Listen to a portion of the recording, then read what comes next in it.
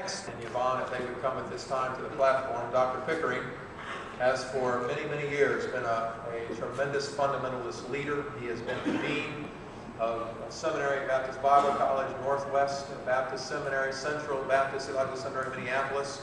And at this time, he has given these last few years to prayer and to see that this particular school will go.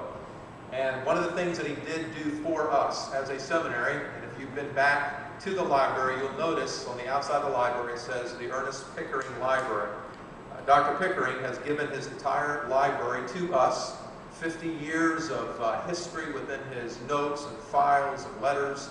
He has done so much for us, and last year we, by unanimous consent of the board, called our library the Ernest Pickering Library. But we believe it's very important for us at this time to honor Dr. Pickering as what we believe to be a great man of God. And in connection with my dad, Dr. Pickering, are the two men that have stood behind the seminary to make it go. So Dr. Pickering, it's a great joy for us to present to you this Doctor of Divinity.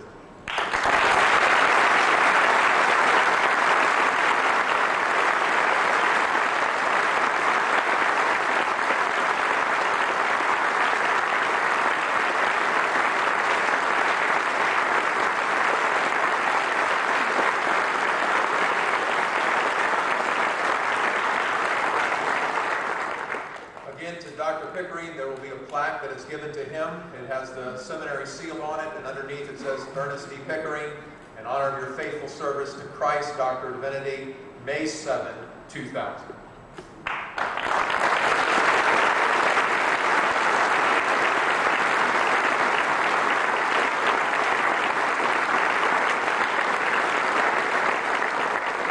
And also to Mrs. Pickering, interesting, both of the ladies with the same first name, Yvonne. Yvonne Pickering, we want to give a little memento to you, a little charm that you can go put on your bracelet or one for around your neck that has the seminary logo and then the date commemorating this particular time. We thank God for you, Mrs. Pickering. We love you, and we hope that you understand that we honor you at this time.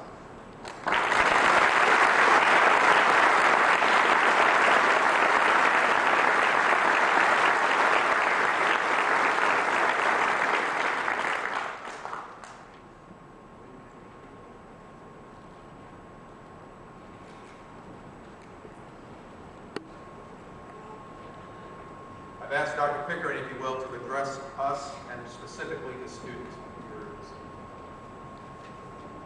Okay.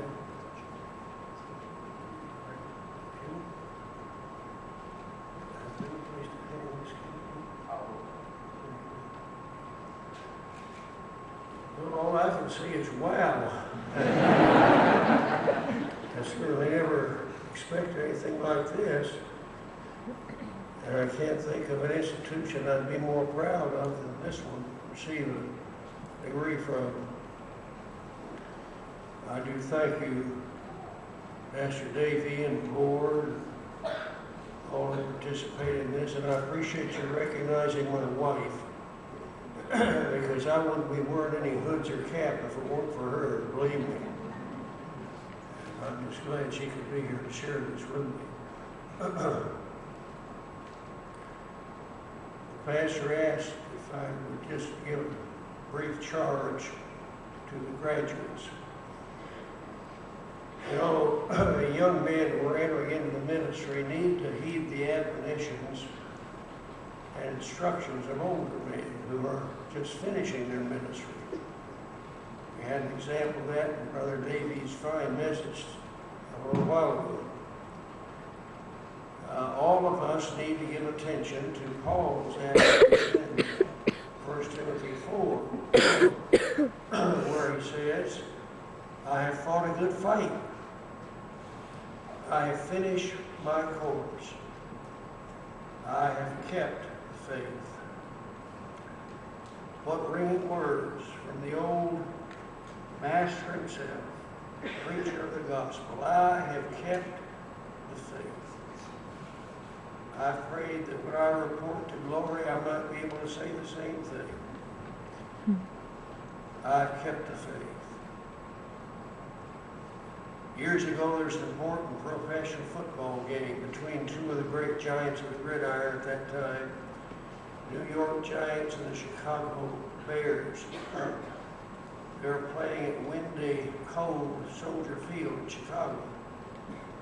The game went back and forth, a very closely fought game, and finally, New York was ahead by about 3 points toward the end of the game. Chicago drove down the field, got on the 2-yard line of New York, and it looked like the game was going to change. Chicago assembled its offense, the quarterback called the signals, and there was a great scramble and thudding at the line of scrimmage, and finally a human missile moves up over the group and landed in the end zone. That missile was the great running back Walter Sayers, who for years played for Chicago. And a thunderous applause came from the Chicago fans. Touchdown. He went over the goal line, but alas and alack, the ball wasn't with him. Sayers had fumbled the ball on the wrong side of the goal line. The Giants recovered and won the game. Yes, he had a historic moment, a heroic moment, but he didn't have the ball. One of these days, young men who are entering into the ministry, you're going to fly into the goal line and into the end zone, and you're going to stand before your Lord. I hope at that time you've not fumbled the ball. I hope you've kept the faith. That's what's delivered to the saints. You're learning the faith here. You have learned it. You've been subject to wonderful theological studies in this institution.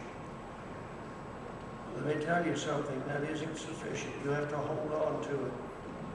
Through the winds of doctrinal error, through the attacks of liberals and new evangelicals, through the pressures that come from people who like to compromise, you have to hold that ball till you can say, at the end of your ministry, I've kept the faith. Now somebody says, that's kind of silly. Here we are graduating from a great fundamental institution, getting our degrees from a school that teaches the Word of God. That's right. But let me tell you something, brother, you can lose the faith. I'm talking about your salvation now. I'm talking about that package of doctrinal beliefs which constitutes the faith of Christianity. Never was I more surprised when years ago I picked up a religious periodical and saw in there an account of pastoral change at New York's Riverside Church, one of the great bastions of liberalism in the world.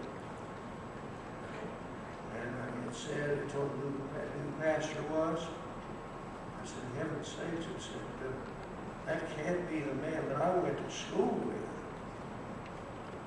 But it was. Here he accepted the pastorate of one of the leading liberal churches in America and in the world. He was a man I'd given out tracts with. He was a man I'd witnessed with, held street meetings with, done great things for God while we were in college. We both graduated from a wonderful, strong, fundamental institution where we learned the authority of the Bible. But what happened? Oh, he decided before he left college he was going to broaden his mind by entering some liberal schools up in the East. He did that, and he broadened his mind, all right. He lost the faith and became a liberal instead of fundamentals. It can happen, brethren. Let's read our Bibles, let's read our theologies, let's keep hold of the ball through the thick and the thin, until one day we land in glory and we can hear Jesus say, well done, thou good and faithful servant. May God keep you faithful to that end.